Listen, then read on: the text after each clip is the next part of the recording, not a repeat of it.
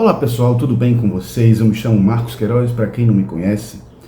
Nós vamos hoje trazer aqui uma palestra que eu fiz para o grupo de estudos que acontece todas as quintas-feiras à noite. Dessa vez poderá acontecer quinta ou sexta-feira, mas eu estou trazendo aqui para o canal. A essa altura, quando vocês estiverem assistindo, essa palestra já deve ter acontecido, mas eu quis trazer aqui para o nosso canal, para vocês terem também acesso e terem como conectar. Eu até sugiro que vocês também conectem o canal da Sociedade Teosófica, que tem vários vídeos com palestras bem interessantes de temáticas que a gente costuma abordar aqui. E eu tenho até algumas que eu fiz lá, mas todas as que eu faço lá eu sempre trago para aqui também, para o nosso canal, certo? Trata-se de um grupo de estudos chamado Karma, Dharma e Reencarnação, e que é até coordenado pelo Otávio Marquezine, que é o presidente da Sociedade Teosófica, e vários colaboradores têm feito palestras, e eu tenho feito algumas de vez em quando eu posso, e essa em especial eu não podia no horário, não estou podendo nesse horário que está acontecendo, e aí eu gravo para que possa ser disponibilizado o vídeo. Às vezes tenho condições até de ter acesso e participar depois das perguntas, certo? E o tema que está se abordando agora, né, ou o livro que está se abordando agora, é exatamente a Doutrina Secreta, esse volume 4 aqui, que contém, aliás, volume 6, né, que é Objeto dos Mistérios e Prática da Filosofia Oculta, que é um livro que não corresponde exatamente ao livro A Doutrina Secreta original em inglês, mas de alguns escritos seletos que foram complementados depois, mas são conteúdos bem interessantes, conteúdos que chegam a nós mais de perto, ou seja, dão a gente uma noção de como atuar com a doutrina secreta na vida cotidiana e também em acontecimentos, né, simbólicos da nossa vida, especialmente o que ficou para mim, que acho que foi bem escolhido até, os planetas e os dias da semana e as cores e metais correspondentes. Eu digo bem escolhido porque é um assunto que eu tenho estudado, é um assunto que me interessa muito, e o pessoal foi bem, assim, generoso de me dar esse tema, que é um tema até dos mais interessantes entre os que estavam sendo definidos, certo? Então é isso. Depois da nossa vinheta, vamos ver isso, e para lá o canal de vocês assistam também, porque lá tem umas bem interessantes também. Mas fiquem conosco para ver então esse vídeo até o fim, logo depois da nossa vinheta.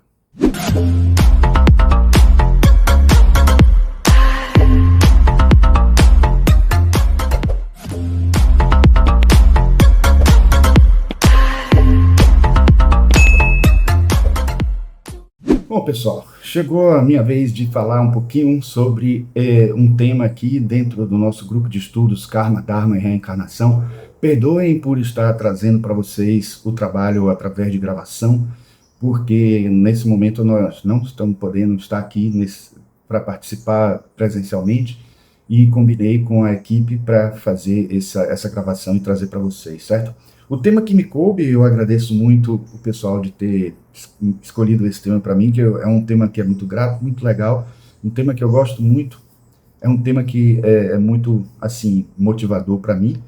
Dentro do livro que nós estamos estudando, né, a Doutrina Secreta, volume 6, Objeto dos Mistérios e Práticas da Filosofia Oculta, ficou para mim exatamente o capítulo, né, eu não diria capítulo, né, o trecho que é os planetas e os dias da semana e as cores e metais correspondentes. Na verdade, são apenas 2 páginas de texto escrito e uma tabela. Vocês vão ver quão importante essas 3 páginas são para o entendimento de um conteúdo que vai trazer para a gente mensagens importantes, mensagens que podem ser desdobradas, como a gente vai desdobrar aqui para vocês. E para isso eu quero também indicar que, assim, para esse tema aqui tem um livro que eu recomendo, que é esse aqui. É um livro que não é necessariamente de teosofia, mas ele é de várias tradições espiritualistas e religiosas, que servem para a gente de conteúdo de estudo muito grande, que é o livro completo das correspondências mágicas, de Sandra Kynes. É um livro que traz justamente o que o título está dizendo, correspondências mágicas, ou seja, analogias, coisas que podem ser conectadas. Então, é exatamente o conteúdo do que nós vamos trazer aqui, porque quando a gente faz corresponder os planetas, os 7 planetas da astrologia clássica, com os dias da semana, com as cores, né, do arco-íris, com as notas musicais, com, enfim, várias condições setenárias que existem no universo, a gente está encontrando elementos que fazem com que o universo se mostre como algo uno, algo que tem uma característica específica, algo que tem um padrão que foi criado por um certo criador do universo. E óbvio que se a gente está falando de uma astrologia que utiliza apenas 7 planetas, a gente está falando de uma astrologia clássica, e aí eu trago para vocês também algumas sugestões que são, assim, fantásticas, que é esse livro aqui, ó, O Tratado das Esferas. É um livro que não está nada barato, ele tem como subtítulo Um Guia Prático da Tradição Astrológica, de Helena Avelar e Luiz Ribeiro. É um livro português de Portugal, que tem um livro que seria um complemento, está até num saquinho aqui, mas ele é um saco que pode ser tirado. Na verdade, esse daqui foi usado, que eu adquiri, né? Mas porque só tinha essa opção, hoje já está esgotadíssimo. Né? É um livro complementar àquele outro que acrescenta coisas como exercícios e tal, quase como se fosse um curso, e também traz coisas novas que não foram colocadas no outro livro, que já estava muito grosso, mas são livros que tratam de uma astrologia antes de qualquer intervenção posterior, envolvendo as preocupações mais esotéricas, psicológicas, e também mudanças energéticas, alterações que foram feitas tentando fazer com que a astrologia da época, que era muito assim direta, muito determinística e muito preditiva, ganhasse uma nova proporção. Só que o que é importante a gente entender é que, às vezes, as interpretações psicológicas e esotéricas posteriores tomaram um rumo bem direcionado, que, como aqui Alan Léo trouxe, que é um teosofista, mas algumas vezes descambaram para um hiperesoterismo, né? Um esoterismo um pouco assim, que muitos chamam até de esquizoterismo, né? Brincando, que acaba ficando um exagero de condições, e acabam também, o que é mais importante, talvez mais importante de tudo, acaba perdendo alguns elementos da astrologia clássica que são de fundamental importância. Alguns deles, inclusive, dão muito mais trabalho do que o estudo que se faz hoje, assim, talvez não tanto de interpretação, muito mais de elaboração, mas só que na época era mais difícil, inclusive, porque não era feito por computador, e mesmo assim os clássicos faziam, né, na mão grande, no cálculo, e hoje, com tanta facilidade que a gente tem, as pessoas deixam de utilizar alguns elementos que vão dar a gente muito mais informações no nível essencial, no nível transcendente. Tem esse outro livro aqui, que eu não diria que é exatamente de astrologia clássica, mas traz a essência do que a gente vai abordar aqui, né, que é Astrologia, Constelação de Forças Dinâmicas, Quente, Úmido, Frio e Seco, que é justamente os elementos básicos que vão dar estrutura, né, vão mostrar o caminho da qualidade de energia que vai ter cada planeta, né? E eu quero também trazer um que, para mim, é uma novidade. Esse livro aqui, para mim, está sendo um achado, que eu lendo ele eu gostei muito, que é Astrologia Medieval. É um livro que já foi publicado em outras editoras e com outras versões. É de Raimundo Lúlio. Não é o texto mais antigo de astrologia, obviamente, a gente tem até o Tetrabíblios antes e tal, e outros livros que a gente descobre misteriosos aí de astrologia, mas esse livro aqui, ele ganhou, né, do Instituto Brasileiro de Filosofia e Ciência, Raimundo Lúlio, uma versão que não é, assim, das que está melhor do ponto de vista de, vamos dizer assim, de didática na organização dos textos e tudo, porque, afinal de contas, o próprio livro ele não estava organizado assim, ele foi achado com tabuletas arqueológicas que foram encontradas de como a astrologia medieval era e como se definia, como era utilizada, e depois de um tempo se transformou em livros como esse aqui. Acaba que ele não é um dos livros assim que tem uma didática muito interessante na arrumação, e também tem algumas partes que faltam no livro, que não foram encontradas, né? E depois, claro, também tenho que citar aqui o Dani Rudyard, porque a gente vai citar ele. Trouxe esses dois aqui porque citamos nos nossos slides esses dois livros, O Ciclo de Lunação e Um Estudo Astrológico dos Complexos Psicológicos, que eu recentemente fiz dos dois aqui vídeos no meu canal, acho que talvez seja interessante. Fiz palestra também na Loja Costume de Salvador, de onde eu faço parte, sobre os complexos astrológicos e o mapa astral. E óbvio, não poderia deixar de falar esse que é assim, digamos assim, um grande divisor de águas em relação à astrologia, porque fez acontecer um laço entre a astrologia e a psicologia, graças a esse livro que existe, Astrologia Psicológica, também de Dani Rudyard, Astrologia da Personalidade, e também não poderia deixar de citar o livro do Ricardo Lindemann, que é da nossa Sociedade Teosófica, e que é a ciência da astrologia e as escolas de mistério, porque ele traz para a gente não só conteúdos relacionados com a teosofia em muitos momentos, como também traz uma tabela que é também associada ao tema que a gente vai falar aqui, certo? Bom, então, vamos lá, né? Vamos começar aqui com uns slides para vocês verem. Eu começo aqui com um texto que é do capítulo anterior, eu peço perdão àquele que já apresentou anteriormente, se eu não me engano foi Ricardo Neri, que faz o link com o nosso capítulo, né, nosso item, porque, aliás, como eu disse, não é nem um capítulo, são páginas, né, trechos do capítulo que foram divididos. Então, Helena Blavatsky diz o seguinte: aos principiantes que, por uma razão qualquer, não possam evitar as multidões, dar-se-á um conselho que talvez pareça supersticioso, mas cuja eficácia se faz sentir na ausência de conhecimento oculto. Como sabem os bons astrólogos, os dias da semana não se sucedem na ordem dos planetas que lhes dão os nomes. É que os egípcios e os hindus da antiguidade dividiam o dia em 4 partes, ficando cada parte sob a proteção de um mastro, conforme o atestam as práticas da magia.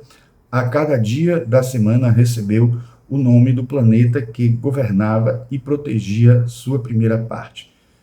Aqui eu quero falar logo de cara, primeiro que ela resume praticamente o que a gente vai ver nas 3 páginas seguintes, mas sem dar spoiler, de certa forma. Mas o que eu quero dizer aqui, que acho que interessante, que na primeira frase desse parágrafo aí, já tem uma coisa, né? Os principiantes, por alguma razão qualquer, não possam evitar as multidões. Me chamou a atenção para uma época em que eu trabalhei com cromoterapia, junto com um amigo meu que tinha uma evidência muito desenvolvida, clarividência, capacidade de enxergar a aura das pessoas. A gente fazia o tratamento de cromoterapia, ele enxergando a aura e a gente trabalhando as cores necessárias. Tem tudo a ver com esse tema aqui, porque as pessoas podem não entender em algum momento a importância dessa fala, mesmo que a gente saiba que ela não está querendo dizer exatamente isso que eu vou falar, mas quando a gente está em ambientes com muita gente, num shopping, num lugar onde está um monte de gente, assim, no carnaval, numa festa, num show, alguma coisa assim, a gente vai estar em contato direto com a aura de muitas pessoas. É muito comum pessoas mais sensíveis chegarem em casa diante de uma situação dessa e ficarem com dor de cabeça. Então, entender, saber os caminhos, se autoconhecer ao nível energético para poder saber o que fazer numa hora dessa, é de grande importância.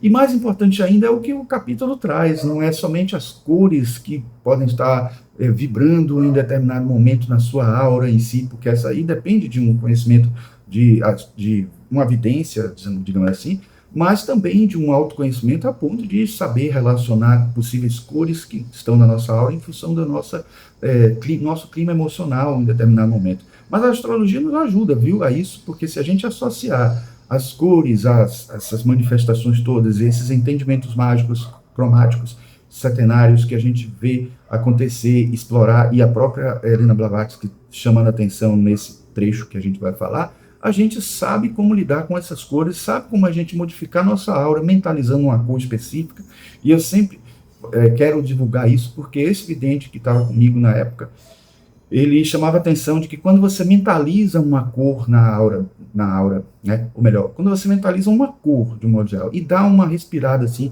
respira fundo, profundamente, essa cor toma conta da sua aura, né? Predominantemente por algum tempo. E se for uma cor que ajuda a gente a proteger de certas energias, como por exemplo o violeta, ou se alguém achar que o violeta vai durar muito tempo na aura porque é uma cor muito sutil, o azul, a pessoa vai estar conseguindo criar uma proteção áurica em volta de si, né? Que é o azul é da devoção. Se uma pessoa estiver em um estado de devoção meditativa, alguma coisa desse tipo, não precisa nem mentalizar o azul. Essa coisa vai acontecer como reflexo do pensamento, das emoções da pessoa. Mas como forma pensamento, né? Como a gente sabe muito nos estudos de Bita e Ian Besson, a gente, sabendo que existe isso, a gente pode trabalhar bastante essas questões. Então é por isso que eu queria chamar a atenção, como nessa hora eu vi essa frase do pessoas que não conseguem evitar multidões, eu lembrei logo que tinha essa prática mesmo entre a gente, e a gente ainda tinha uma brincadeira quando a pessoa estava irritada ou nervosa ou por alguma coisa, a gente brincava e dizia que a pessoa está na vermelhinha. Está na vermelhinha quer dizer que a pessoa está irritadiça, qualquer coisinha pode ser provocativa para ela, porque a aura está numa tonalidade verde. E uma curiosidade, quando a pessoa está, digamos assim, seduzida por alguma coisa, está na verdinha, que é da sensualidade, da sexualidade, etc. E se uma pessoa está saboreando alguma coisa, como a gente viu uma vez o vidente descrever para a gente, a pessoa que estava saboreando uma fruta, mas com um paladar maravilhoso, o laranja é que aparece, o laranja do chakra estomacal, do chakra umbilical, que vai se expandindo e tomando conta de todo o corpo da pessoa. Obviamente que o laranja não é a cor dos chakras em si que se divide, né? Digamos assim, a corola do chakra tem várias tonalidades, considerando as pétalas, né? Mas a energia que chega, o canal que chega é o canal laranja, uma cor laranja, que vai alimentando as cores que vão dar energia às pétalas. Mas vamos lá, vamos entrar no livro, exatamente porque já começa o livro, nesse trecho que ficou para mim, da página 96, como vocês estão vendo aqui, falando do diagrama em si. Então, no próximo slide, a gente já vai ver o diagrama original do livro, escaneado, né? Para vocês entenderem esse diagrama. No diagrama 2, os dias da semana não aparecem na ordem usual, mas configuram na exata sequência das cores do espectro solar e dos planetas que os regem. Aos primeiros cristãos se deve a confusão introduzida na ordem dos dias da semana, porque, adotando os meses solares dos judeus, quiseram identificá-los com os planetas solares, daí resultando que a ordem destes não corresponde atualmente à dos dias. Então, por isso aí você já vê como a doutrina secreta, em especial essa que está com os escritos seletos de Helena Blavatsky, né? Não é capítulo propriamente da doutrina secreta original, ele está trazendo praticamente uma história esotérica, uma história dos acontecimentos esotéricos, continuando aquele caminho que ela usava, usando a luz astral, uma tela mental que aparecia na frente dela, para ela conseguir ler as informações em várias instâncias esotéricas que ela tinha acesso para poder tratar de assuntos os mais variados, mais assim, digamos assim, complementares ao conteúdo que ela estava trazendo. Aí vamos ver aqui o diagrama, que eu até acabei colocando uns textos do próprio PowerPoint mesmo aqui em cima, porque no escaneamento não estava dando para pegar direito, porque estava curvada a parte da página, que era bem no cantinho, bem na pontinha da página, então na hora de escanear não deu para conseguir pegar. Então aqui em cima diz assim: essas correspondências pertencem ao plano terrestre ou objetivo. Essas aqui. Então, Atman não é um número, nem corresponde a nenhum planeta visível, porque procede do Sol, ou seja, é uma emanação direta do Sol, o Atman, né? Uma chispa divina, como se fosse o próprio Deus representando ali, sendo representado ali, né? Assim, numa analogia bem assim, grotesca, né? Não muito fiel, não perfeita, mas de certa forma é um raio do Sol que não tem manifestação ainda corporal precisa do jeito que a gente chamaria de corpo. Aí o Atman aqui no meio depois. Espiritual e não guarda relação alguma com o som, a cor ou que mais seja, né? Pois tudo abrange. Então, é algo que está tão ampliadamente relacionado com tudo que acaba não sendo específico de determinada cor, nota, etc., porque não está diferenciado, né? Está num nível unitivo, né? É a vida una, né? Como os princípios humanos não têm número per si, mas apenas correspondem aos números, sons, cores, etc., deixamos de dar aqui sua ordem exotérica. Então, está mostrando aqui a esotérica, porque na ordem exotérica a gente vai ter talvez muito mais uma relação psicológica com cores, números, sons, etc., música e tudo mais.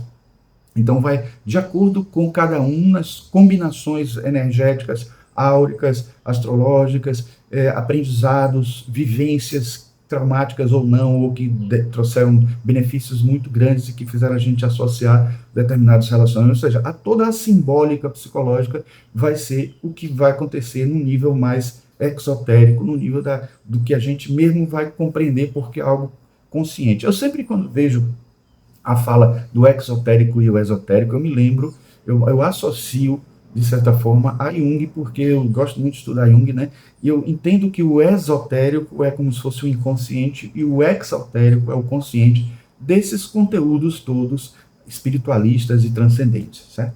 Mas vamos lá, eu não vou ler tudo isso aqui, porque senão a gente vai ocupar muito tempo, mas eu aconselho vocês a analisarem essa tabela, né? Que como eu vou destrinchar depois ela de outras formas, de outras maneiras, eu acho que não precisa eu sair falando aqui, mas é importante vocês entenderem só que essa é a coluna que corresponde aos dias, né? A gente tem segunda cá embaixo, terça cá em cima, aí tem quarta aqui no meio, depois tem quinta, sexta, aí o sábado aparece aqui e o domingo aqui. Então foi por isso que Helena Blavatsky disse que não está numa ordem, né, das semanas, mas está numa ordem da sequência do arco-íris aqui, ó, vermelho, laranja, amarelo, verde, azul, anil e violeta. E aí você tem as associações aqui dos sons musicais. Eu só não saí destrinchando com mais detalhes, foi digamos assim, a escrita das notas a partir do sânscrito, porque não é algo que a gente está habituado, de certa forma, mas aqui tem as sílabas correspondentes à língua sânscrita. De certa forma, tem algo a ver com chakras também, porque a gente vai encontrar, por exemplo, aqui mesmo, que corresponderia ao chakra básico, Marte, etc. O chakra básico está mais para Saturno, que é aqui, deixa eu ver, associado ao sábado, né? Mas, de qualquer forma, o síbila da cobra, da serpente, da Kundalini está associado ao chakra. Então, muitas relações existem também entre o sânscrito, a língua sânscrita, os mantras, né, as energias que vão estar associadas a cada chakra e associadas a cada cor, a cada planeta. E essas conexões é que são muito importantes para a gente fazer, para a gente ter uma compreensão mais ampla, né? Mas continuando aqui do livro, a gente tem, ainda naquela primeira página, essa seguinte fala. Os antigos dispunham os planetas na seguinte ordem: Lua, Mercúrio, Vênus, Sol, Marte, Júpiter e Saturno, contando o Sol como um planeta para fins exotéricos. Por outra parte, os hindus e os egípcios, os dois povos mais antigos, dividiam o dia em 4 partes, cada uma das quais estava sob a proteção e regência de um planeta. Isso ela não destrincha tanto nesse livro, mas eu corri atrás, eu fui lá para pesquisar como que é exatamente essa maneira de desenvolver do que os egípcios fizeram. Eu vou mostrar daqui a pouco em uma ilustração. Com o passar do tempo, cada dia recebeu o nome do planeta que lhe regia a primeira parte, amanhã. Ora, os cristãos, ao ajustarem a sua semana, quiseram que o dia do sol ou domingo fosse o 7º, e assim foram dando a cada dia da semana, alternadamente, o nome do 4º planeta. Por exemplo, começando pela Lua, segunda-feira, contaram desse modo Lua, Mercúrio, Vênus, Sol, Marte, e terça-feira, o dia governado por Marte passou a ser o 2º dia da semana e assim sucessivamente. Cumpre lembrar que a Lua, da mesma forma que o Sol, aqui substitui um planeta secreto. Veja quanta informação interessante aí, só num parágrafo desse, porque mostra a sequência que está sendo utilizada, adotada, e como essa sequência se subdivide, como ela se associa a cada planeta, e como a gente pode entender que os luminares também eles estariam ali como se fossem planetas também, mostrando algo mais sutil, mais transcendente do que os planetas, porque eles, primeiro, a Lua está mais próxima e a Lua está associada às nossas emoções, então tem uma importância muito grande. Então é como se fosse um planeta sagrado ali, secreto. e que está mais no inconsciente do que o consciente, mas temos o Sol também, que além de trazer para a gente uma ideia do que é o exotérico, né, como foi dito no slide anterior, então ele traz, digamos assim, uma síntese, né, é o self, é o que Jung chamava assim de processo de individuação na busca de encontrar o seu eu verdadeiro, um eu verdadeiro que pode ser apenas psicológico, dentro da perspectiva junguiana, ou mais do que isso, um eu superior, um eu espiritual, que quando a gente busca um, com certeza está caminhando na direção do outro. Não dá para também encontrar o eu superior sem estar trabalhando com o psicológico, né? Tá. Mas vamos lá. A divisão atual do ano solar foi adotada vários séculos depois, no início da era cristã, e a nossa semana não é a mesma dos antigos e dos ocultistas. A divisão setenária das fases lunares é tão velha quanto o mundo e teve origem entre os povos que calculavam o tempo por lunações. Eu falei do ciclo de lunação para você, o livro de Dani Rudyard, né? Nunca a usaram os hebreus, embora o segundo capítulo do Gênesis pareça referir-se a ela, pois só contavam o sétimo dia ou o sábado. Até a época dos Césares não se nota vestígio algum de uma semana de 7 dias em qualquer nação, exceto a Índia. Dos hindus passou aos árabes e o cristianismo a introduziu na Europa. A semana dos romanos constava de 8 dias e a dos atenienses de 10. Assim, uma das inúmeras contradições e falácias do cristianismo é a noção da semana setenária dos hindus, baseada no cômputo lunar, conservando-se ao mesmo tempo os nomes mitológicos dos planetas. Veja só com que história para se chegar até esses 7 dias, que foi algo que aos pouquinhos as pessoas foram se sintonizando, não é nem dizer que foi sintonizando com a doutrina secreta ou com os entendimentos que estavam pairando no ar energeticamente, sutilmente, e que os mestres já tinham acesso desde muito tempo, mas sintonizando com os ciclos da própria natureza, porque se já tivessem condições de analisar, de perceber, né, já estavam percebendo muitas relações dos astros com a vida, com o cotidiano, com os acontecimentos psicológicos, mesmo eles não chamando assim. Imagine se eles tivessem já a noção, desde o início, dessas condições de inter-relação dos ciclos, mas aos pouquinhos foram desenvolvendo, foram elaborando melhor. Os indianos, anos-luz de distância à frente, já tinham essa informação e já estavam, de certa forma, difundindo. Aí eu trago aqui, só para poder ilustrar de alguma maneira, né, o livro O Ciclo de Lunação, mais uma vez, né, as 8 fases da Lua, e chamando a atenção para uma coisa que esse capítulo, esse trecho me provocou, foi o fato de Helena Blavatsky considerar que as fases de lunação são em 7, em número de 7, e não em 8. Eu recentemente fiz um vídeo justamente falando sobre esses ciclos de lunação e já estava fazendo uma alusão para muitas pessoas que não tinham ainda esse conhecimento, que não existem só 4 fases da Lua que a gente está acostumado a ouvir falar, mas sim 8 fases na Lua.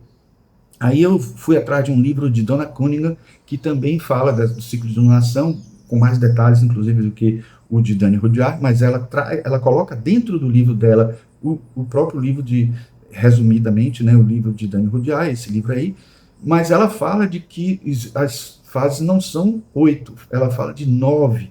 Olha só que coisa, porque aí você já está, de certa forma, fazendo uma conexão com a astrologia oriental, a astrologia chinesa, etc.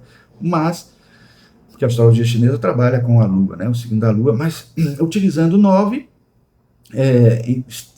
de certa forma, você também está só dividindo de uma maneira diferente. Mas dentro da perspectiva teosófica de Blavatsky, a gente não poderia estranhar o fato de ela querer fazer uma divisão setenária e encontrar essa divisão setenária de uma maneira incrível. E aí eu trouxe aqui uma ilustração que mostra como que essa divisão setenária existe, porque é só você considerar a Lua nova como um repouso, né? Como um momento, um vazio, é o momento em que você não tem a luz do Sol se refletindo, então você tem 7 fases aí acontecendo, completando o ciclo de 7, né, setenário, que o ciclo de lunação vai acontecer. E repare como isso reproduz exatamente caminho, aqueles percursos dos globos que a gente encontra em sistema solar de Arthur Power, de 3 de um lado, 3 do outro e um lá em cima formando 7, e a gente criando aquele ciclo de ida e volta, ir e vir no processo todo de Manvantara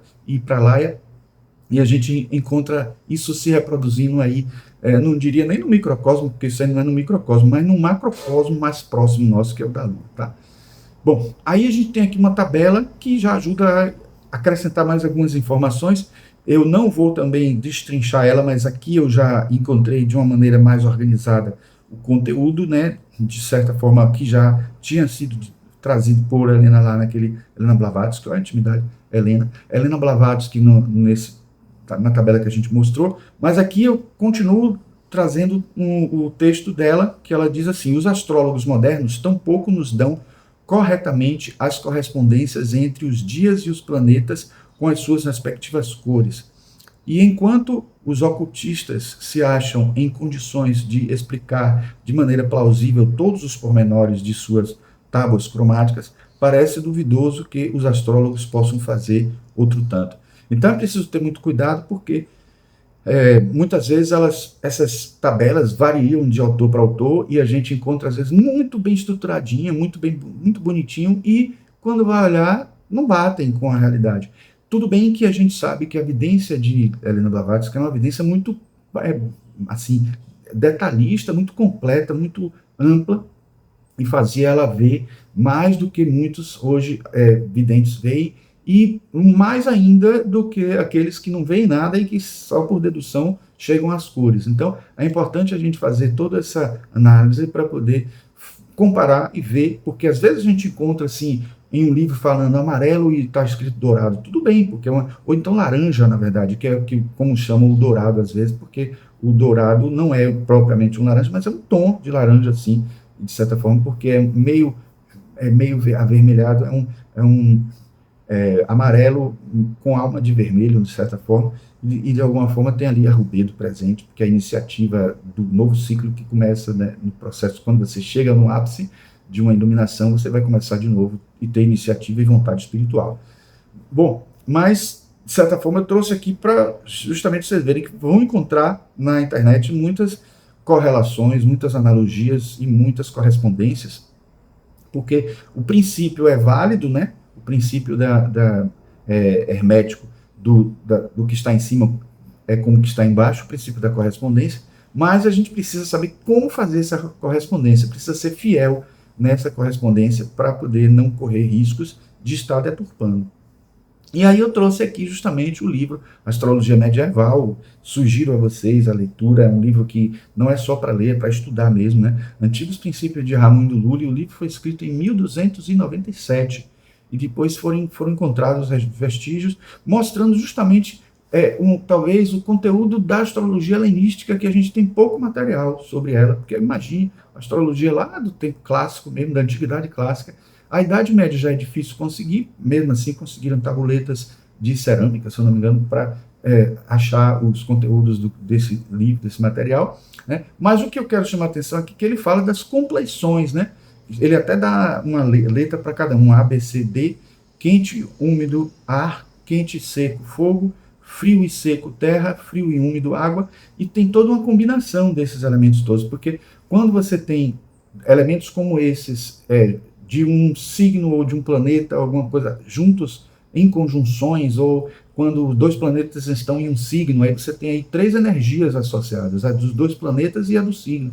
Aí o que ele diz é que essas compleições aí, esses elementos vão estar se combinando, e aí a pergunta que se faz é: qual que predomina, ou qual que é o que está influenciando, qual que está determinando a interpretação que a gente tem que fazer, e qual daqueles está qualificando, fazendo como se fosse um sendo digamos assim, o verbo, e o outro sendo o adjetivo desse verbo.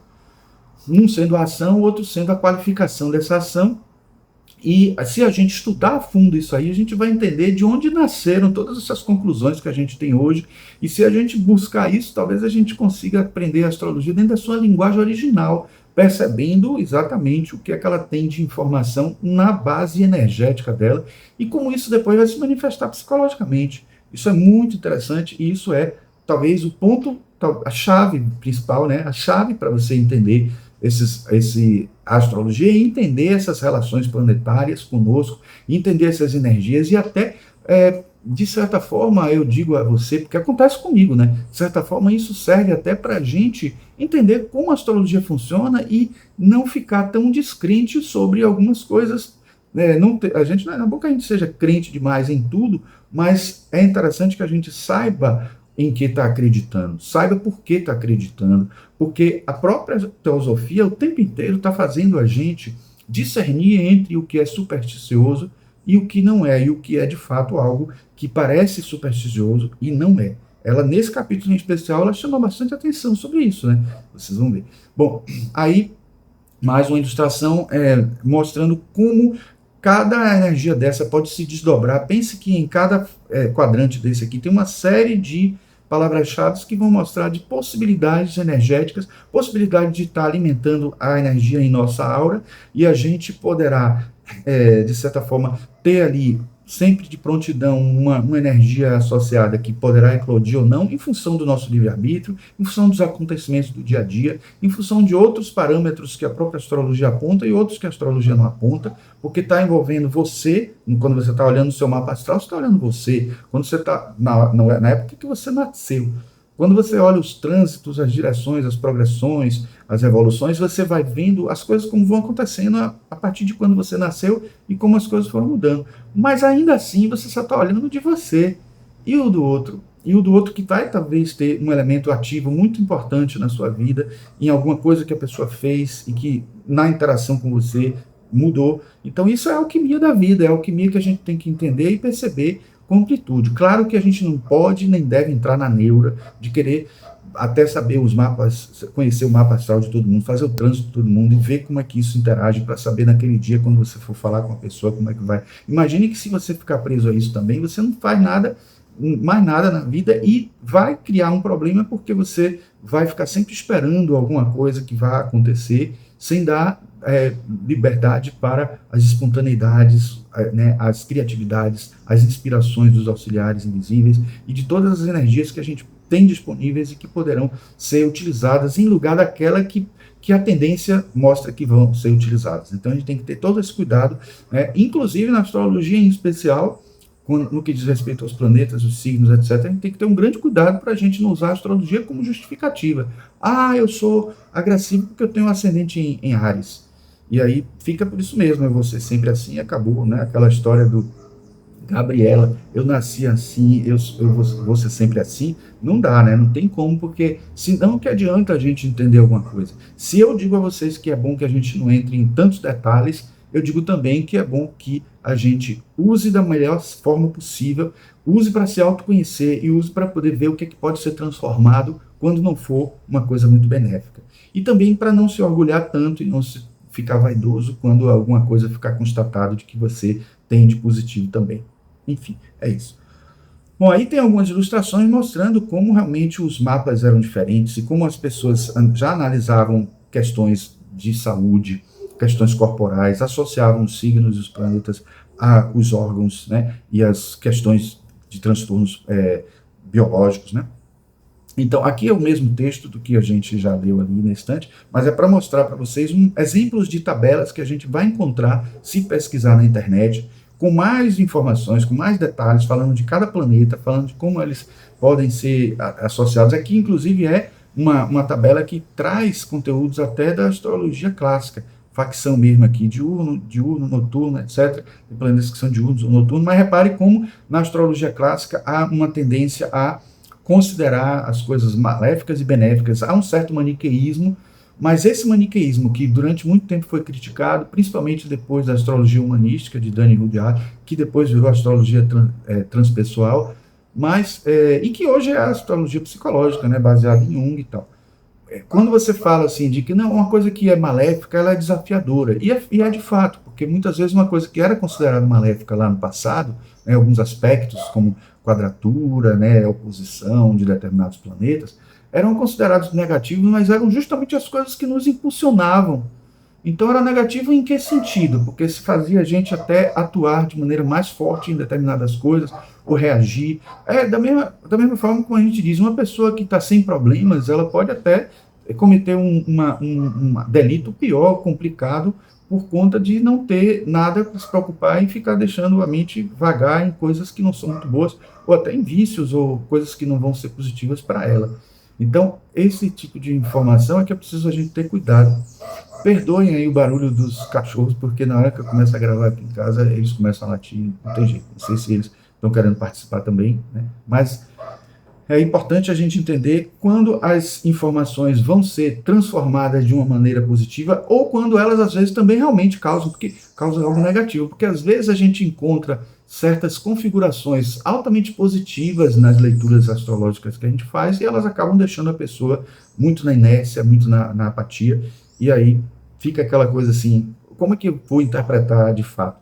Então, é por isso que é importante perceber o conjunto, perceber como que isso se manifestou em muitos momentos na vida de vocês, se for um trânsito que é recorrente, se for uma situação de aspecto de um planeta que já aconteceu, ou um aspecto com um planeta que depois vai ser com outro planeta, e você entender como que isso acontece com você, como você percebe isso nas pessoas, como você percebe em si mesmo, até nas histórias, nos livros que falam de exemplos de outras pessoas, até conhecidas, famosas.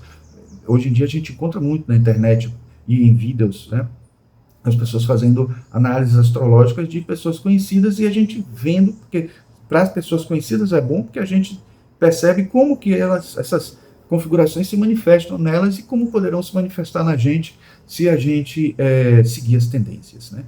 Não nadar contra a maré.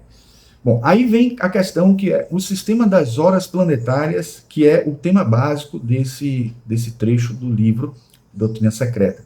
Como funciona a regra das 4 partes do dia? Ela citou e não detalhou e a gente traz aqui, né? Então, em primeiro lugar, o dia inteiro é dividido em 24 horas planetárias. Do amanhecer ao pôr do sol, 12 horas, de duração variável conforme a estação. Do pôr do sol ao próximo amanhecer, outras 12 horas, né? Cada uma dessas partes é regida por um planeta diferente, seguindo a sequência caldeia. Esse 12 horas, duração variável, muita gente pensa, pô, é 12 horas ou não é? Se é variável, não é 12 horas. Não é 12 horas. A gente regulariza, né? O nosso calendário de 365 dias é um calendário que regulariza o tempo que tem uma fração. Então a gente sabe muito bem que tudo isso a gente acaba ajustando, reajustando. Agora, como um acontecimento que a gente vai analisar dentro de uma perspectiva do planeta em determinada posição, que é como a gente está estudando, né? Quando fala da hora, do dia, dos sistemas de horas planetárias, se há uma diferençazinha de minutos ou de segundos, a gente, de certa forma, vai fazer uma interpretação de um momento, de uma certa situação. A astrologia horária mesmo vai ter que ser mais precisa, mas quando a gente está falando de um mapa astral ou de um trânsito, leva muito tempo, principalmente se for um trânsito dos planetas geracionais, ou como é muito chamado, transpessoais, né? Então, é sempre importante lembrar isso, que há uma tentativa de precisão na astrologia, uma precisão que, dentro do possível, ajuda, né? Não é tão preciso, o que eu quero dizer entre as palavras a precisão não é tão grande do próprio calendário, da própria divisão dos dias, das horas, etc. Não é à toa que a gente até precisa olhar quando uma pessoa nasce 21 de março, por exemplo. Tem que ver a hora para saber se é Áries ou se é Peixes, tem que ver detalhes, né, específicos. E aí entra a parte detalhada que pode fazer diferença. Mas, de qualquer forma, a energia que circula entre Peixes e Áries na transição é uma energia compartilhada aí, né? Então, mesmo que seja uma diferença de grau para lá, para cá, ainda há um compartilhamento energético aí, porque as coisas não são tão estanques, tão matemáticas assim. Então, cada uma dessas partes é regida por um planeta diferente, seguindo a sequência caldeia. A regência do dia é determinada pela primeira hora após o nascer do Sol. Isso aí é que é um ponto que Helena Blavatsky chamou a atenção, é que quando você tem uma sequência que é seguindo aquele caminho mesmo dos planetas que eu mostrei nesse instante, sempre o primeiro rege aquele dia da semana, mas ao longo do dia outros planetas vão regendo os outros horários, e é isso que a gente precisa saber, porque de alguma forma vai ajudar a gente a saber a energia daquele momento, por mais que a gente saiba que a nossa energia aí das outras pessoas e da localidade vão fazer alguma diferença nesse conjunto todo aí. Isso significa que no domingo a primeira hora é regida pelo Sol e, por isso, o dia inteiro é considerado dia do Sol. Na segunda-feira, a primeira hora é regida pela Lua e, por isso, o dia inteiro é chamado dia da Lua e assim por diante. Mas é importante ver isso aqui, ó, o quadro completo, né? A regência dos 4 períodos do dia, simbolicamente, os dias da semana, a primeira parte, né? Os dias da semana, domingo, segunda, terça, quarta, quinta, sexta, sábado. Aí você tem a primeira parte, Sol, Lua, Marte, Mercúrio, Júpiter, Vênus, Saturno. Mas olhando para cada dia aqui, por exemplo, domingo, ele começa no amanhecer com a energia do Sol, aí mais para o meio-dia a energia do Vênus, à tarde a energia de Mercúrio e à noite a energia da Lua. Isso acontecendo para cada dia dentro dessa tabela aqui, né? E aí diz assim, porque aqui está dizendo como ler essa tabela, porque eu imagino que se uma pessoa tiver esse material na mão, vai conseguir ter a leitura, né? E de repente pode printar aí e guardar, e futuramente, quando estiver vendo, vai ter a explicação de como que usa essa tabela. No domingo, por exemplo, as primeiras horas do dia emergem sob a vibração do Sol, isso eu até comentei já, né? Energia vital, identidade. Depois seguem Vênus, beleza, harmonia. Foi bom ter esse texto aqui, porque eu já tinha esquecido, para aqueles que não têm alguma familiaridade com relação à energia dos planetas, já tem aqui algumas palavras-chave, né? Depois Mercúrio, comunicação, mente, e finalmente Lua, emoção, imaginação. Em terça começa com Marte, ação, poder, depois Sol, depois Vênus e assim por diante. Essa sequência é uma rotação do ciclo de 7 planetas em blocos de 6 horas cada, calculada pela regra das horas planetárias. Isso tudo vem de lá dos caldeus, vem de lá da arquitetura helenística, vem de lá da arquitetura medieval, dos árabes, e muitas coisas foram se desenvolvendo e se ajustando a partir das experiências que iam sendo feitas para confirmar, né, e outras que às vezes não se confirmavam e deixavam de lado. E aí eu trouxe aqui um breve históricozinho dessas questões que Blavatsky falou do Egito e da Índia como povos que traziam um sistema de horas planetárias de uma maneira diferenciada. Então, o Egito Antigo, os egípcios estavam entre os povos que desenvolveram calendários avançados e dividiram o dia em blocos medidos por sombras solares e estrelas, e sua astronomia influenciou o pensamento helenístico. Índia Védica, hora Shastra, Shastra, sabedoria. Na astrologia da Índia Antiga, hora Shastra, a ideia de hora planetária também existe. Cada parte do dia é considerada governada por um Graham, planeta astro, e isso influencia decisões, rituais e atividades auspiciosas. Embora a semana de 7 dias seja popular hoje, várias culturas antigas tinham outras formas de dividir o tempo, exemplo, ciclos lunares, calendários de 10 dias egípcio, mas o sistema planetário de horas acabou sendo adotado e adaptado por judeus, gregos e árabes, espalhando-se para a astrologia medieval ocidental que conhecemos hoje. Desculpem também aí o barulho de obra de pessoas fazendo, furando, etc. Acontece isso direto, né? Mas paciência. Conexões simbólicas, astrologia e tempo qualitativo. Na visão antiga, tempo não é apenas cronômetro, mas tem sido qualitativo, tem significados qualitativos. Cada parte do dia possui uma cor astrológica que influencia estados mentais e atividades humanas. Por isso, os sistemas de horas Shastra e de horas planetárias são usados em práticas ritualísticas e em astrologia eletiva. É interessante quando a gente lê o livro de astrologia medieval, como o tempo é algo considerado de uma maneira diferente como nós hoje consideramos, porque ele tem toda uma bagagem contextual. Cada momento, cada segundo tem um contexto, tem uma energia, tem um simbolismo importante, mas não só simbolismo, mas um simbolismo que se efetiva através de energia. Isso que é importante sempre dizer, porque muita gente critica essa visão simbólica da psicologia, que é tão simbólico, distante, e fica só no mental, mas não é só no mental, não. Não é à toa que a epistemologia junguiana, quando ele fala de símbolos, é uma epistemologia sincronística, né? da sincronicidade. E o que é sincronicidade, senão a perfeita relação entre o físico e o psicológico? Então, o mundo físico faz parte desse caminho, dessa trajetória. Acontecimentos que a gente detecta astrologicamente nas posições planetárias, nos dias, essas coisas, são acontecimentos que estão interagindo nos vários níveis, no mental e no físico. Só quem fez a grande divisão lá, por mais que o Descartes tenha conteúdos maravilhosos, ter sido um rosacrucianista, ter sido um esotérico, e ter sido uma pessoa que contribui muito para a gente com a glândula pineal, com os saberes dele, os conhecimentos dele de matemática e tal, ele fez aquela divisão que muita gente não entendeu, a chamada divisão entre o res extensa e o res cogito, né?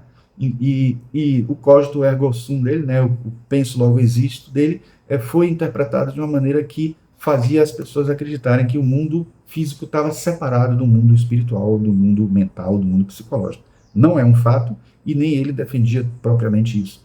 E havia uma interação. Ele falava da existência entre esses dois. A glândula pineal era, inclusive, o ponto de conexão, um dos pontos de conexão que ele trazia. Deixa eu ver se eu completei tudo desse aqui. Bom, não, ainda tem aqui, né? Ocultismo e magia, né? Escolas esotéricas como hermetistas e neoplatônicos medievais adotaram essa divisão para cronometrar rituais, talismãs e invocações, acreditando que cada planeta influencia melhor certas facetas da vida quando suas horas dominam.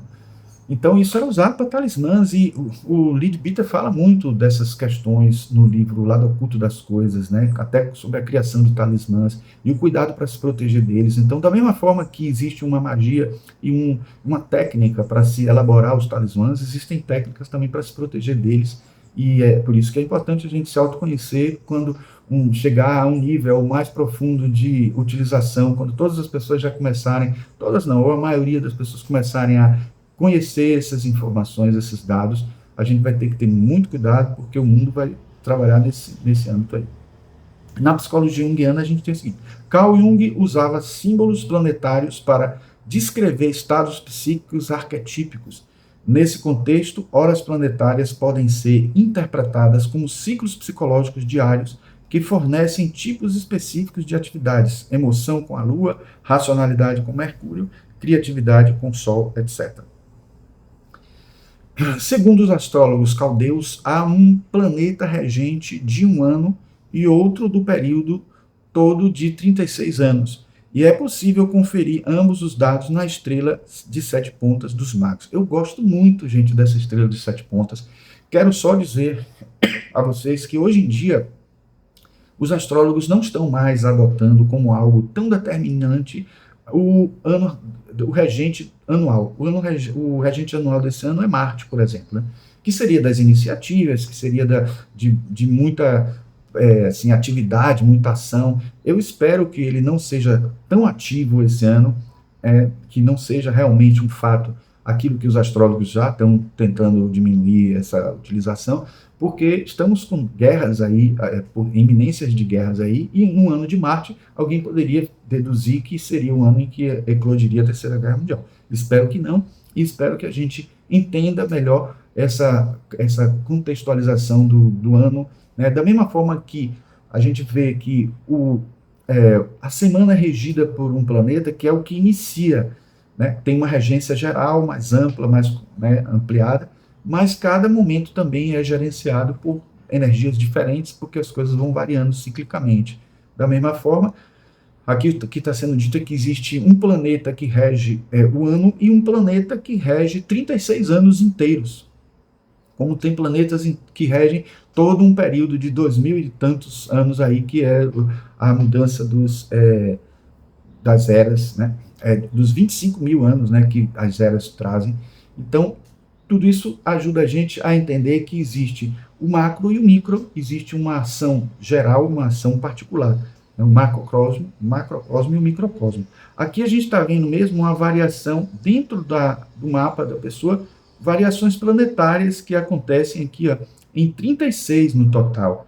E aí, nesse ciclo completo, a gente tem todo um planeta que rege. Ele começa e ele termina muitas vezes. Então, a gente tem aqui ele começa e ele termina o ciclo, e de certa forma a gente vai ver aqui esse caminho acontecendo de ângulo em ângulo aqui, de planetas diferentes acontecendo, nos decanatos, né, e nessas variações também. E aqui a gente tem a estrela de 7 pontas, que é a estrela dos magos, a famosa estrela dos magos, e que ela tem uma sequência que é essa daqui, que acontece nas variações do planeta. Então, por exemplo, se o ano passado foi regido por Júpiter, esse ano é regido por Marte, a gente detecta isso nessa variação.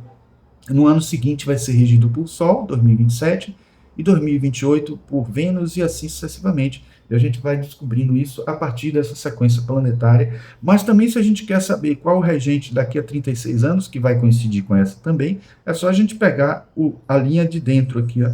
Lembra um pouco os 5 elementos da astrologia chinesa, da filosofia chinesa, que trabalha também um pouco com isso, né? O ciclo de inibição e o ciclo de inibição dentro e o ciclo de criação em volta.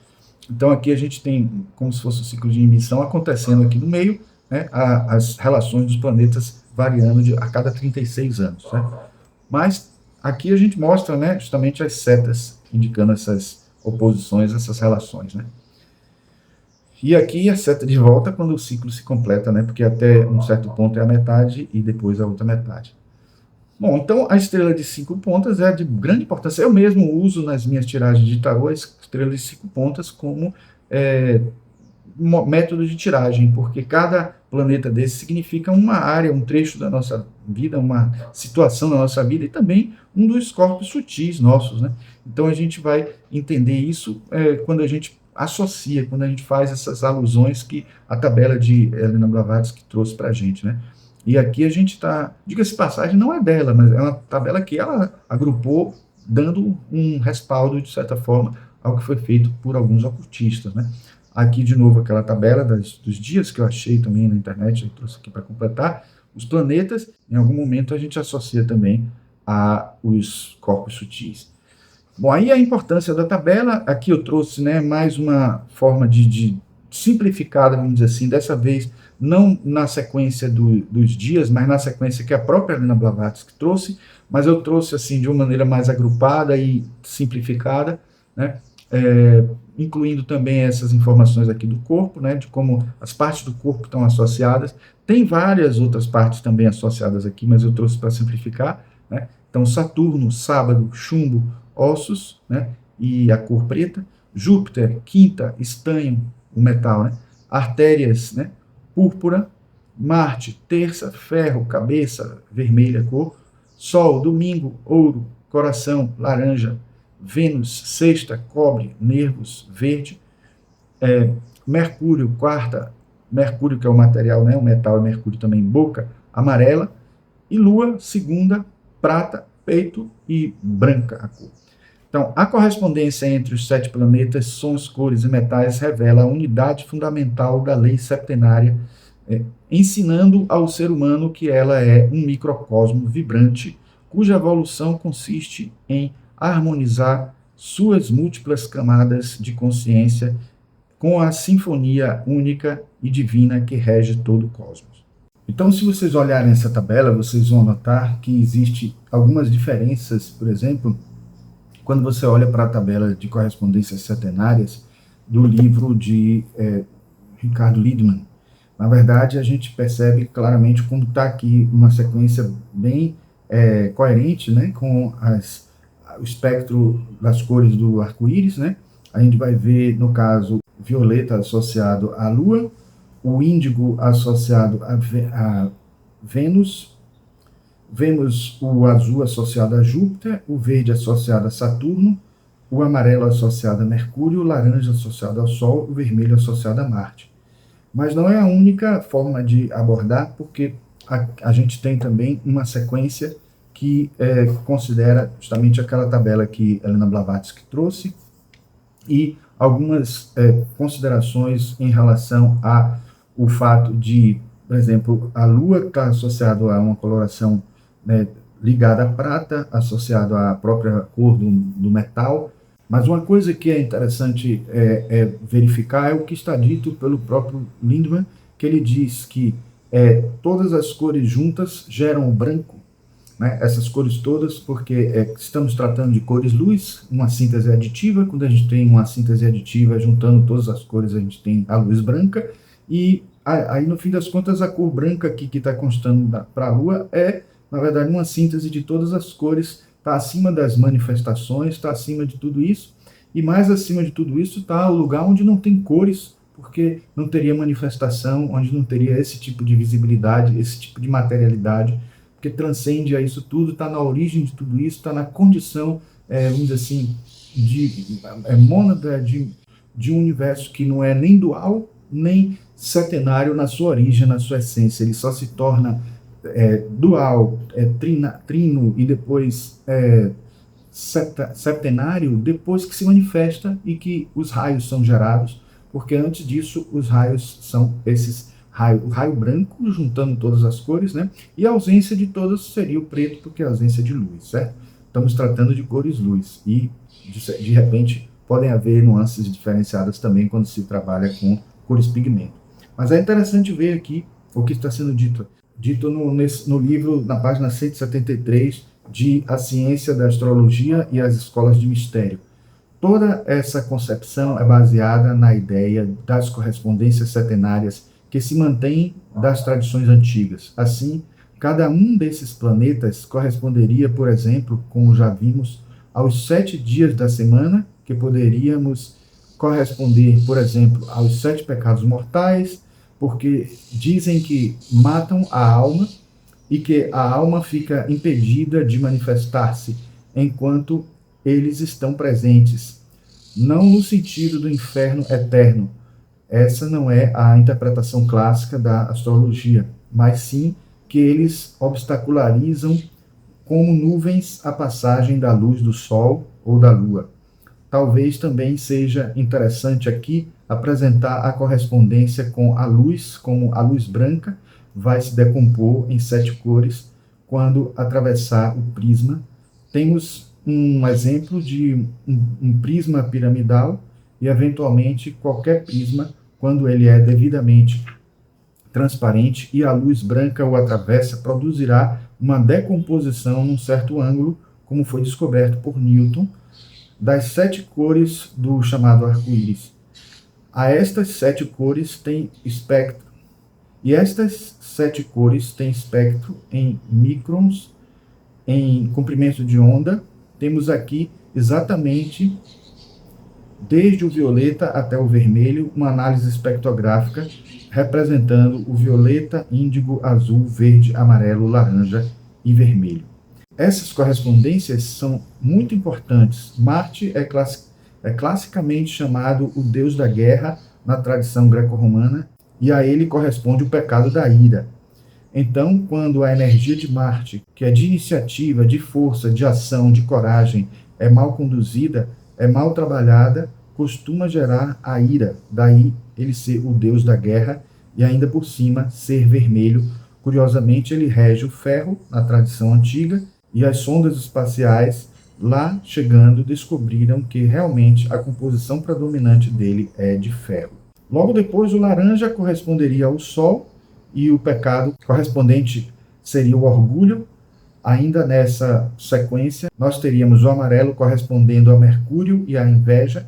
Então, vejam que cada um dos signos está correlacionado a um pecado capital. Por exemplo, o ponto fraco do leão poderia ser classificado como o orgulho. O ponto fraco, talvez, de Gêmeos ou de Virgem, na sua excessiva preocupação em comparar detalhes e comentá-los, poderia vir a ser classificado como sendo a inveja. Depois temos o verde, correspondendo exatamente a Saturno, e a avareza, que seria o ponto fraco do Saturno.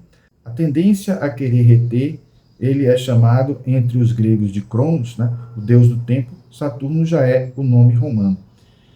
Era representado muitas vezes por um velho com uma foice que cortava as vidas. Era o símbolo da morte, pois ele é o tempo que na mitologia grega comia os próprios filhos. Está relacionado a querer conter ou controlar o tempo através das posses. Está representando o ponto fraco de Saturno, que é a avareza. Depois nós teríamos o azul correspondendo a Júpiter, que é a tendência à gula ou à cobiça, a querer mais do que é necessário. É uma tendência muito em Sagitário, como em Peixes, ambos regidos por Júpiter, a ter uma tendência a um certo exagero, a expandir além da dimensão original e a ter também uma tendência mística de querer o grande, o maior, de querer o divino. E no último, nessa sequência clássica, o violeta corresponderia à lua, sua tendência ao sonho, e o pecado corresponderia, que seria a preguiça. Temos, assim, 7 correspondências clássicas. Vale lembrar que a astrologia está baseada no princípio da correspondência, proveniente da Tábua de Esmeralda, de Hermes Trismegisto, expresso da seguinte forma: como em cima, assim embaixo, ou na interpretação hermética também feita por Helena Blavatsky em seu magnífico livro Fundamentos da Filosofia Esotérica, como o interno, assim o externo, como o grande, assim o pequeno, como é em cima, assim é embaixo. Só existe uma vida e uma lei, e o que atua é o uno. Nada é interno, nada é externo, nada é grande, nada é pequeno, nada é alto, nada é baixo. Na economia do divino, né? Está aqui da divina, mas é do divino. Então, pessoal, o que a gente precisa é fazer essa análise de correspondências e ver como elas podem ser úteis, né? Como ela pode ser útil para nosso entendimento, nosso aprendizado. E vamos lá. Aqui eu trouxe esse slide só para mostrar, né, como existe uma linguagem bem completa e complexa quando a gente faz uma leitura de um mapa, do entendimento das posições dos astros, né? A gente tem aqui planetas, signos, casas e aspectos que, juntos, ao entendermos as inter-relações dessas configurações no mapa, a gente acaba fazendo uma leitura e entendendo o que é que isso tem de interação, de interconectividade com a nossa vida e com os nossos acontecimentos emocionais, psicológicos, internos, como também os acontecimentos em volta de nós, acidentes, coisas que surgem para nós, né, de fora para dentro, ambientes que ajudam, favorecem a gente a fazer alguma coisa ou não, até pessoas que também nos estimulam, situações de dentro e de fora. Aqui é o meu mapa, né, que eu trouxe também, que eu utilizo em alguns momentos para poder até mostrar, não porque apesar de ser leonino, isso parecer que vai fazer com que eu queira mostrar o meu mapa por conta disso, mas não, é porque na verdade eu tenho estudado muito o meu mapa, e ao estudar o meu mapa eu aprendo e compartilho, e tenho usado isso muito em palestras, e também para evitar de expor mapas de outras pessoas, que eu tenho feito sempre de pessoas próximas, e eu evito sempre trazer alguma informação que seja de outros. O ideal é que a gente até traga e faça ele fictício, mas eu gosto também de trazer quando eu faço experiências comigo, porque eu tenho uma oportunidade de dizer o que funcionou e o que não funcionou, e isso ajuda também as pessoas sentirem um pouquinho mais de segurança nessas informações, porque às vezes a gente duvida e a gente precisa confirmar conosco mesmo para poder ter essa certeza, né? Aqui também é um outro material que eu já usei em outras palestras para a gente entender a relação. Eu modifiquei um pouquinho, né, tentando trazer para o trabalho daqui, que a gente está trazendo específico, né? Planetas, os dias das semanas, os metais, as cores e as notas estão presentes aqui, por mais que a gente esteja vendo aqui só 3 colunas, mas repare que na primeira tem os glifos correspondentes aos 7 planetas da astrologia clássica, que são os únicos conhecidos até algum tempo atrás, quando não se conhecia os 3 planetas transgeracionais, ou geracionais, ou transpessoais. Mas aqui, ó, o que é que eu fiz, que eu acho que vai ser útil para vocês depois olharem com calma. O planeta, né, o nome do planeta, a cor associada, então vocês vão ver aqui as cores todas assim, junto. Os números retirados da tabela de Helena Blavatsky, certo? O número 1 e 10 aqui, né, no Sol número 2, Mercúrio número 3, então tem sempre o número também. O metal, e separado com uma linha vertical aqui, o dia da semana, outra linha vertical separando a nota, só que a nota é só na nossa língua, eu não trouxe em sânscrito, que eu já comentei a vocês, né, porque aí já fica menos uma informação para complicar na hora de vocês interpretarem aqui, e talvez, só especificamente se quiserem, dão uma olhada na tabela dela e vão encontrar. E aqui eu trouxe também uma informação a mais, dentro dessa mesma coluna, que tinha outras informações que a gente usou para outra palestra, e eu aí fui substituindo, acabou ficando uma tabela interessante e enxuta. Mas eu trouxe aqui o que já estava nessa tabela aqui, né, que é justamente a palavra-chave, ou a expressão-chave que é usada para representar o planeta dentro da astrologia clássica, né? Repare que na astrologia clássica eu disse a vocês que ela é mais taxativa, mais definida, mais assim, objetiva, sem assim rodeios e sem aquela coisa de buscar a essência. Vinha com uma resposta assim, bem direta do que cada elemento da astrologia tinha para dizer. Então Marte era o planeta maléfico menor, o Sol é o luminar maior, o Mercúrio é o planeta neutro e variável, Saturno é um planeta maléfico maior, então de todos eles é o planeta maléfico que tem mais força maléfica. O Júpiter é o planeta benéfico maior, Vênus é o planeta benéfico menor, e a Lua o luminar menor. Então, assim, é interessante ter essa visão, porque vai mostrar como eles têm, assim, uma tendência muito forte para a negatividade, uma tendência muito forte para a positividade, e os neutros acontecendo, para que a gente possa perceber que precisa haver um equilíbrio, né? Você não tem só planetas negativos, só planetas positivos, e por mais que a gente hoje precise fazer uma interpretação menos taxativa e mais cotidiana, mais psicológica, mais humanística, faz todo um sentido entender que haja esse equilíbrio, de coisas que vão nos causar certas limitações, outras que causam expansões, coisas que vão deixar a gente transtornado e coisas que vão nos estimular a crescer e a desobstruir determinadas coisas que estão latentes em nós. Então, esse equilíbrio realmente vai ser importante, e quem estuda Jung vai ver que isso vai acabar acontecendo no nosso psique mesmo, e essa correlação com a astrologia é muito grande, é muito forte, muito definitiva.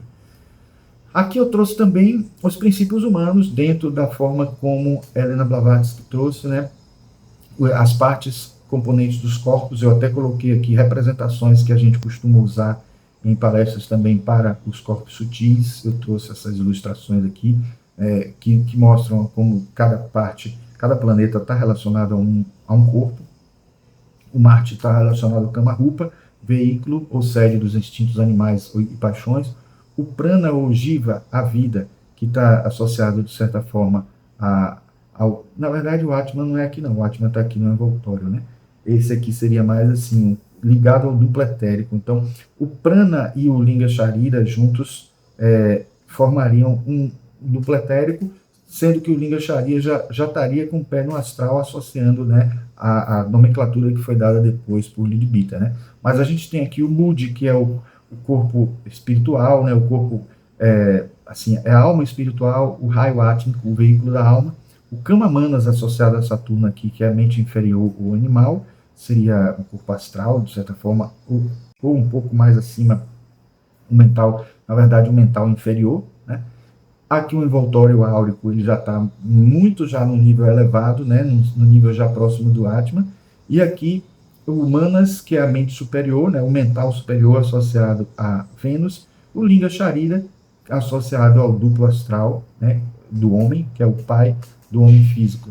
Então, assim, esta nomenclatura é uma nomenclatura clássica de Helena Blavatsky, com algumas sugestões aqui de como a gente poderia complementar, dando uma ideia de como foi feita a modificação depois dos corpos, ou como passaram a chamar depois os princípios humanos, né? Já que, por exemplo, o Atman não é considerado dentro da teosofia como um corpo propriamente, ele se materializa em corpo, ele toma uma configuração de corpo através do Budi.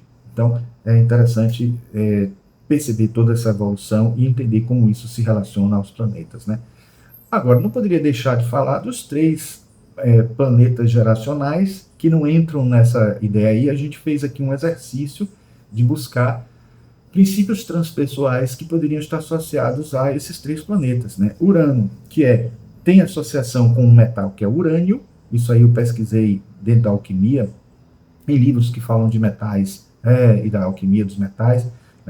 O dia que poderíamos dizer, já que os 7 já estão todos contemplados, então todos os sábados do ano, Netuno associado a níquel, e todos os domingos do ano tem a ver com a religiosidade, com aquele momento que o domingo tem de você trazer algo que possa ser positivo, porque domingo é um dia que assim é meio transitório, né? Ele é considerado para muitos o fim da semana e para outros o começo da semana. Tecnicamente, teoricamente, ele seria o começo da semana, porque segunda é o segundo dia. Mas repare que ele não é um dia para ser chato, porque está começando de novo uma semana de trabalho, coisas desse tipo. Ele é um dia para ser um dia prazeroso, porque você completa o seu serviço, você terminou o que você tinha que fazer, descansa e vai usar ele para outro tipo de atividade, que não uma atividade de trabalho ou coisa desse tipo, mas uma atividade religiosa, uma atividade do prazer que a gente tem de fazer, alguma coisa mais lúdica, praia, zoológico, passeios, eventos, né, coisas desse tipo, né? Então, assim, Netuno, que está associado a todo isso aqui, né, é um planeta geracional da transcendência. Isso quer dizer que Urano é geracional da inovação, Netuno geracional da transcendência e Plutão geracional da transformação. Um está associado à aura mental, é o conector inconsciente com a alma coletiva. O Netuno está associado à aura átmica, búdica e mental, né, o Atma Buddhi Manas, que é a associação direta com Atma Buddhi Manas, no caso, né? Então é algo transcendente que existe em nós, é o que faz a gente se conectar com o lado religioso, com o lado que está fora do mundo físico e às vezes até com o lado inconsciente, porque a gente considera que é Netuno, que rege peixes e que está associado mesmo a esse mundo inconsciente. Esse mundo precisa ser investigado, trabalhado e estudado a fundo dentro de uma perspectiva da psicologia profunda. E por último, Plutão, que é uma aura astral, vamos dizer assim, que representa uma representante maior da transformação, que está associado justamente a essa coisa de que a gente, no astral, a gente trabalha essas questões mais densas, né? O que é a primeira morte, é a segunda morte, vamos dizer assim, a morte depois que a gente desencarna vai acontecer no astral, e essa aura astral, de certa forma, mostra para a gente a condição que a gente está do ponto de vista desse emocional, dos desejos, das relações, digamos, afetivas entre as outras pessoas mais intensas, elas aparecem sempre nessa aura astral. Então tem uma relação muito forte aí com as transformações que ocorrem emocionais, né, abruptas às vezes, formas de pensamentos que são geradas, etc. Então essas informações são baseadas em correspondências astrológicas clássicas e modernas. O metal de cada planeta e seu elemento refletem sua natureza simbólica. As palavras-chave associadas a cada planeta buscam capturar a essência do que esses planetas representam em suas manifestações astrológicas. É bom não esquecer disso, dessa informação. Trouxe também esse livro aqui porque foi uma palestra que eu fiz para a loja Kutume também, que foi até remota essa palestra, que é de um livro, né, Astrologia Teosófica, de vários autores teosóficos, e alguns deles até, bom, William Judin, todo mundo já conhece, né, mais do que talvez os outros, Helena Blavatsky, obviamente, são textos tirados do livro, inclusive aqueles textos, esses trechos que a gente está estudando aí, que envolvem astrologia, que não é só esse que eu estou trazendo aqui, tem alguns textos posteriores também que vão falar de astrologia, mas eu não me atrevo a falar, porque já vai ter gente que vai falar e eu estaria adiantando. Mas eu quero trazer esse texto aqui, desse livro, né, da Ellen Walborg, de 1976, porque ele traz um esclarecimento a mais. Olha. Talvez haja um substrato sobre as correspondências analógicas existentes no sistema solar que ativa o tangível espiritual e psicofísico, que são causas operando para produzir um complexo metafísico e físico, cadeia de eventos, ou, como pensavam os antigos hindus, pode haver um processo pelo qual substâncias etéricas fluem das estrelas e planetas e afetam suas contrapartes materiais na Terra. Mas isso tudo, gente, eu acredito que acontece, mas no nível transcendente, mas transcendente a tal ponto que ultrapassa os limites do tempo e do espaço. Ou seja, por isso que não é uma coisa assim de partículas atuando, né? Vejam que está falando de substâncias etéricas que viajam de outra forma ou até podem se transportar de um lugar para outro instantaneamente. Então isso é o que faz conectar o universo, faz com que as coisas aconteçam da maneira que eles acontecem, e é isso que pode justificar, por exemplo, tantos acontecimentos astrológicos terem a ver com os acontecimentos na Terra. E que Jung chamou de sincronicidade. Hoje tem até pesquisadores aí de neurociências que estão tentando explicar neurologicamente tudo que Jung já trouxe lá atrás, e aí tentam até de alguma forma, sem desrespeitar Jung, né, mas ao mesmo tempo tentando dizer que estão atualizando, e eu concordo até que estejam atualizando, mas isso não tira o caráter simbólico e o caráter de tudo que ele chamou de arquétipo, de sincronicidade, como algo válido para ser utilizado para as pessoas que usam terapeuticamente. Porque, no fim das contas, pode ser que a explicação neurológica complemente, mas, tecnicamente falando, funciona. E se tecnicamente funciona, quer dizer que a gente pode utilizar para o benefício de outras pessoas e já vem sendo utilizado há muitos anos para o benefício das pessoas, e o tempo já mostrou a eficácia, senão não existia mais hoje ninguém trabalhando com Jung, né? E realmente muitas coisas funcionam muito bem, e funciona até muito bem para quem não está precisando no nível crítico, né, de um terapeuta e está trabalhando o seu autoconhecimento, sua individuação, quando se liberta da necessidade de alguém que possa estar sendo a pessoa que vai orientar. Mas continuando aqui o texto do livro que a gente está estudando, vamos fechar a última página que falta, né? Ou pelo menos transitar de uma página para outra, que esse slide faz isso. Para encerrar este primeiro apontamento, diremos que os leitores devem estar agrupados em duas amplas categorias. A. Os que ainda não se desvencilharam inteiramente das atividades inspiradas pelo ceticismo habitual, mas que desejam conhecer o que de verdade existe nas afirmações dos ocultistas.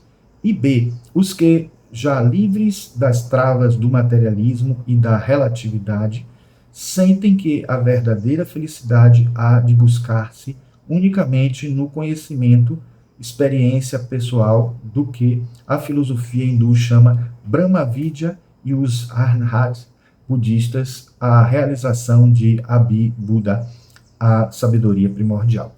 Então, assim, os que não se desvencilharam ainda das atividades céticas são aqueles que não acreditam, não, que são os agnósticos e tal, e os que acreditam vão usufruir muito mais e vão poder utilizar esses parâmetros, esses elementos que ela está trazendo, que vão ser úteis a gente até para a gente conseguir resultados favoráveis, principalmente quando esses resultados favoráveis forem com intenções benéficas para todo mundo. A gente vai estar sempre contando com os auxiliares, porque a gente sabe que por mais que as energias fluam no sentido de fazer acontecer do jeito que a gente entende, nas linguagens, nas leituras astrológicas que a gente faz, e nas associações, nas correspondências que a gente faz, se a gente não tiver os auxiliares invisíveis que vão fazer com que isso tudo funcione do jeito que funciona, porque a gente sabe através de Annie Besant que não acontece um fenômeno na natureza se não for com a participação dos devas, com a participação de seres da hierarquia angélica, ou como quer que alguém queira chamar, né, os seres espirituais, os seres mais transcendentes que estão aí construindo, fazendo acontecer, né, os anjos, os devas, os elementais, os construtores do universo, todos eles estão aí trabalhando, e a gente sintonizando com eles, a gente consegue não só utilizar bem essas informações de correspondências, de energias, que para muitos é chamado de magia. A gente não precisa entrar no mérito de conhecer a utilização de ervas, a utilização de determinados elementos, né, velas, grimórios que ensinam, ou que orientam, né, como se fossem manuais de magia mostrando como deve ser feito cada coisa. A gente não precisa chegar nesse nível.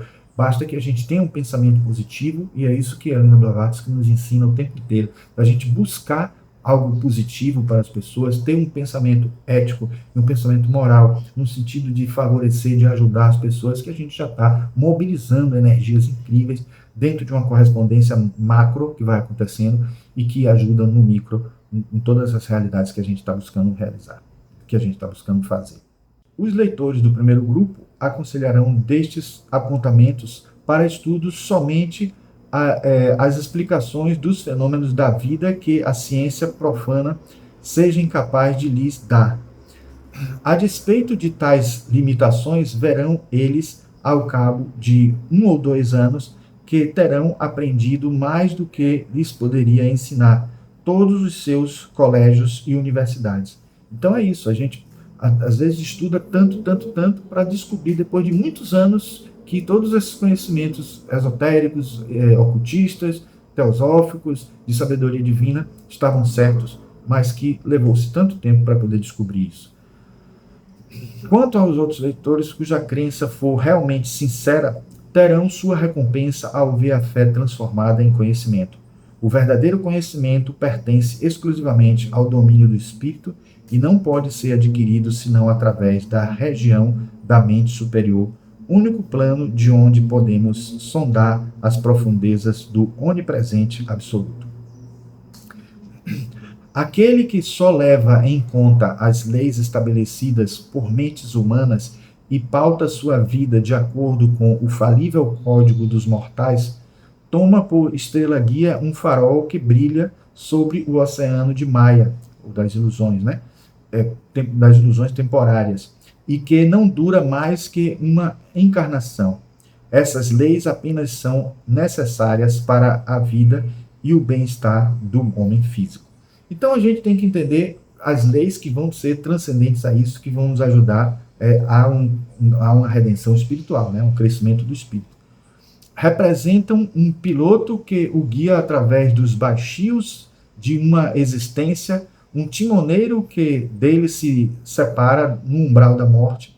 Muito mais feliz é o homem que, cumprindo estritamente no plano temporário e objetivo os deveres da vida diária, obedecendo às leis do seu país, em suma, dando a César o que é de César, vive na realidade uma existência espiritual e permanente, sem soluções de continuidade, sem hiatos, sem intervalos, inclusive naqueles períodos que são os pontos de repouso na longa peregrinação do espírito. Isso me lembra um pouco o mito de Antígona, né, que todos vocês devem conhecer, a filha de Édipo e de Jocasta, que ela, em determinado momento da vida dela, se deparou com uma situação em que os filhos dela brigavam pelo trono, né? Porque Édipo não estava mais em condições, estava cego e ela guiando ele. Bem uma coisa que nos dias de hoje tem acontecido, as pessoas tendo que conduzir os mais idosos e as pessoas envelhecendo no planeta inteiro, e muitos jovens, a vida está se prolongando, né? E isso está permitindo que as pessoas não vivam saudavelmente, nem todas, porque vivem com alguns problemas de saúde, e outras pessoas conduzindo e ajudando os jovens. Mas ela se deparou com a situação de os dois irmãos dela tendo discutido, brigado entre eles para conquistar o poder, ou pelo menos para serem os que dariam continuidade a Édipo. Eles acabaram se matando. E como vingança em relação a isso, a essa briga, Creontes, né, que era o tio deles, né, o irmão de Jocasta, ele impôs uma regra de que eles não iriam ser enterrados. E na filosofia ou mitologia clássica, não ser enterrado era absurdo, porque iria ser um sofrimento eterno da alma deles e tal. Aí ela, secretamente, sabendo que um dos irmãos não tinha culpa, né, o Polínces, ela foi lá e pegou o corpo dele e queimou numa pira, sendo alguém que cometeu um delito grave. Então ela foi sentenciada, né, depois disso. Autores diferentes, Sófocles e Eurípides, fazem um final diferente para essa história, mas o que é importante é o que eu vou dizer agora. Ela simplesmente agiu de acordo com seu coração, seguiu, né? Claro que a gente tem que ter muito cuidado com relação a isso, porque a gente não vai cometer alguma coisa fora das regras, das leis dos homens, porque se a gente fizer isso, a gente vai preso. Mas tem que ter cuidado para também não agir de acordo com o que lhe manda e aquilo não ser nada ético, né? Hoje nós temos aqui em Salvador pessoas que estão conseguindo construir próximo às praias e fazendo sombra nas praias, e tem muitos arquitetos que estão seguindo isso, fazendo isso e utilizando essas regras para burlar e conseguir que as empresas façam prédios que fazem sombras para as árvores, para as praias. E aí a gente diz assim, bom, eu fico pensando, eu me recusaria, né? Como tem muita gente que devasta determinadas áreas vegetais de plantas importantíssimas e raríssimas, e que estão gerando um microclima na cidade, e fazem isso porque conseguem, por lei, burlar, e conseguem fazer isso. Aí diz, não, está dentro da lei? Tá, porque conseguiu algo que foi modificado na lei para que isso pudesse ser feito. mas eticamente a gente tem que entender que nem tudo o que a lei diz é correto, e a gente tem que ter entendimento para poder, sem burlar as regras da lei para não ser preso, a gente também seguir a nossa ética, seguir o nosso caminho. Foi mais ou menos o que a Antígona fez, seguindo o seu coração e seguindo a ética interna, esse modelo de ética que a gente tem, trazendo à nossa consciência as coisas que a gente considera correta, o discernimento que a gente encontra aos pés do mestre de Krishnamurti, né? Então, é interessante ter isso como um pensamento. Então, todos os fenômenos da mente humana inferior desaparecem como a cortina de um proscênio, permitindo-lhe viver na região transcendente, o plano numênico, o da realidade humana. Então, quando a gente realmente consegue atingir esse nível, a gente passa a ter a mente inferior como algo que já não atende mais à nossa realidade, ao nosso mundo, né? Se o homem, libertando-se de seu egoísmo e de sua personalidade, ou destruindo-os, puder conhecer a si mesmo, tal qual é por trás do véu físico de Maya, terá então superado todas as angústias e tribulações, todos os desgastes desta existência instável e transitória, que são a causa principal do sofrimento. Esse homem será fisicamente de matéria, agitar-se-á na matéria, e, contudo, viverá fora e além dela. Seu sopro estaria sujeito a mutações, mas ele em si permanecera imutável na eternidade, ainda quando ocupe temporâneos corpos de curta duração.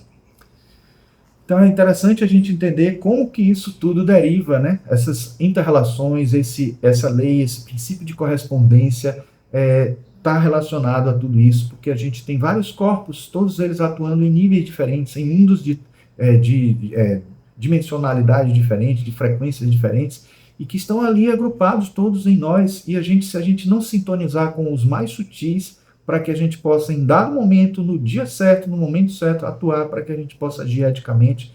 Então, saber quando essas energias atuam, se segunda-feira, terça-feira, quarta-feira, fazer o uso de alguns elementos que nos ajudam dentro da astrologia a conhecer melhor a nossa realidade, os trânsitos, as progressões, tudo que vai ajudar a gente a saber o momento certo para atuar, para agir, para fazer as coisas, para que elas possam funcionar dentro do que a gente gostaria, conciliando-se ao plano divino e entrando numa tarefa de iniciação, sendo colaborador do plano divino, a gente acaba conseguindo ter um êxito maior quando a gente utiliza esses elementos que fazem parte do plano divino também.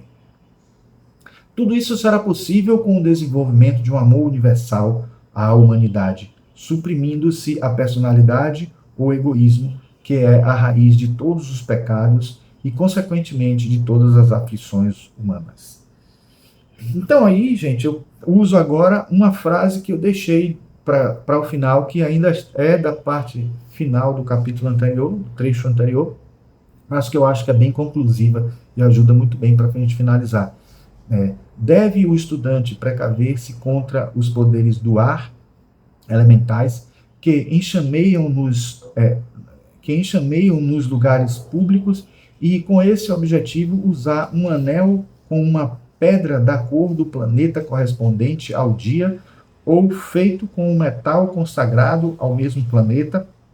Contudo, a melhor proteção é uma consciência tranquila e um firme desejo de ser útil à humanidade. Então vocês vejam que existem muitos e muitos recursos que a gente pode obter enquanto a gente ainda não alcançou esse nível mais alto, elevado, né, de buscar a nossa consciência una, nossa vida una, e esses recursos são bem-vindos, são úteis e tudo mais, mas quando a gente tiver condições de utilizar essa técnica aí, de ter uma consciência tranquila e um desejo firme de ser útil à humanidade, realmente a gente vai conseguir os efeitos todos, independente de qualquer condição, independente de qualquer técnica. Então, pessoal, era isso que a gente queria trazer para vocês. Espero que tenha sido útil dentro do tempo que a gente tem para poder oferecer. Sugiro que vocês leiam, como provavelmente nossos colegas têm sugerido aí, cada trecho que está sendo apresentado, que vocês leiam com cuidado para processar, para refletir, para analisar, como tanto Annie Besant como Helena Blavatsky sugerem que a gente sempre leia e depois reflita, Gente, eu tenho feito isso funciona demais. Testem para vocês verem como é importante ler um parágrafo, 2 parágrafos no máximo, e depois parar um tempo, uns 10 minutos refletindo ou mais, para que a gente possa entronizar aquilo, fazer aquilo sedimentar, fazer aquilo se transformar em algo para a nossa vida, se transformar em algo que a gente possa desdobrar e que a gente possa até escrever, depois virar até uma obra que ajude as pessoas também dentro daquela temática, certo? Então, pessoal, vocês que ficaram até agora aqui nesse momento, agradeço a presença, a participação aqui no nosso canal. E vocês viram que eu concluí a palestra lá, mas agora estou concluindo a palestra aqui no meu canal. E digo a vocês que, se gostaram, por favor, deixem um like, se inscrevam no canal e apertem o sininho para obter notificações todas as vezes que a gente trouxer vídeos como esse aqui no nosso canal, tá certo? Nos vemos no próximo vídeo e um grande abraço.